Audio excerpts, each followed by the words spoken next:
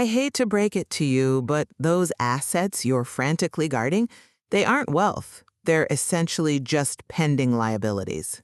Wait, hold on. Are you insane? We're scraping by just to save every penny for the future. How can savings be a liability? That makes absolutely no sense. Your emotional reaction is the expected output. But your entire framework of economic security, that accumulation, is the bug.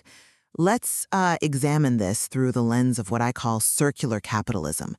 A useful case study is the Edo period whale industry. Historians love to cite it as this perfect, quote, zero-waste economy. Right, and it was. It's a fantastic case study. They used every single inch of the whale. The oil for lamps, bones for tools, meat for food. It is the literal definition of efficiency. My point is that if we used our resources that respectfully today, we wouldn't be in a climate crisis. It was a virtuous system. It was efficient, yes. But that efficiency is precisely what destroyed the industry and the whales. The Ada whalers developed something called net whaling. It was a huge technological leap that let them catch whales faster, process them better, and waste nothing. But what was the actual economic result of that perfect efficiency? Well, prosperity at first. The saying was, one whale enriches 7 villages. The result was accelerated depletion.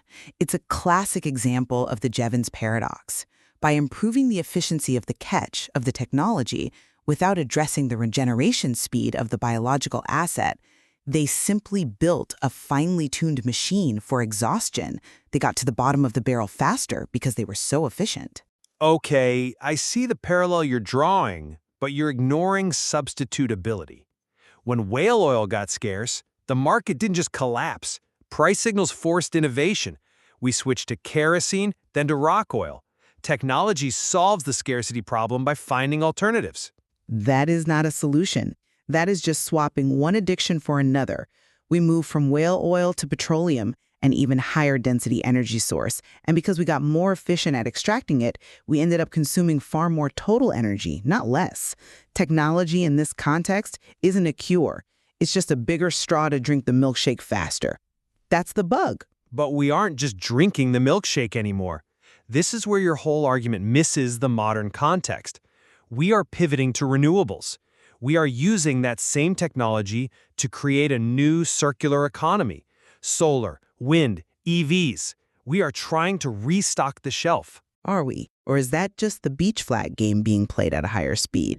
Picture the global economy as a race. Everyone sprints to grab these flags buried in the sand. In a sport, sure, the referee puts the flags back for the next round. In our economy, once you grab a flag, a resource, it's burned. It's just gone. That's a pretty standard model for a finite resource.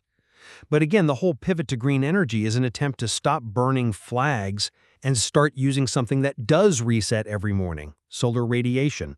So why don't we just stop running for the flags? Path dependence, sunk costs. The system incentivizes a behavior called moral obsolescence.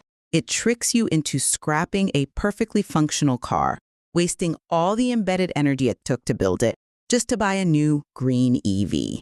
And that transaction, it pumps the GDP. It pumps GDP, yes, but it also lowers operational carbon emissions over the long term. It's a trade-off, you have to admit that. It's a trade-off that favors the metric, not the reality.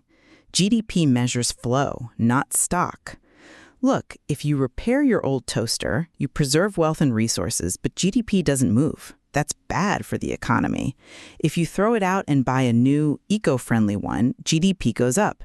The system selects for churn. It selects for consumption, even when it's wearing a green mask. Okay, that is a fair criticism of GDP as a metric. It values velocity over durability. So the solution has to be structural then.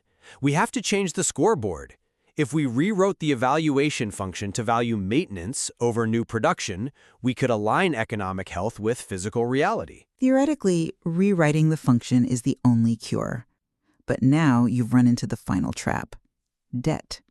The entire global financial system, the banks, the pension funds, your precious savings account, it's all built on the promise of future growth.